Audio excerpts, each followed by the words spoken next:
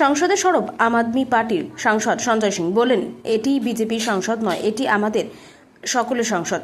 সংসদের অধিবেশন চলাকালীন এদিন রাজনৈতিক উত্তেজনার আবহে সরব হলেন আম আদমি পার্টির রাজ্যসভার সাংসদ সঞ্জয় সিং। বক্তব্য রাখতে গিয়ে তিনি বলেন, এটি ভারতীয় জনতা পার্টির সংসদ নয়, এটি আমাদের সকলের সংসদ। অন্যদিকে শাসক দলের পক্ষ থেকে বিরোধীদের অভিযোগ অস্বীকার করা হয়েছে। তাদের দাবি যে সংসদের কার্যক্রম নিয়ম এবং বিধি মেনেই পরিচালিত হচ্ছে এবং সকল সদস্যের জন্য একই নিয়ম প্রয়োগ।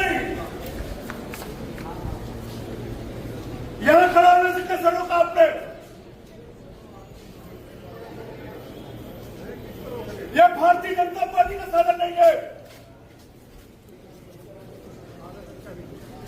यह हम सबका साधन है। यहाँ गुंडागर्दी के खिलाफ नारा लगाएंगे, यहाँ तो रोक दिया आपने।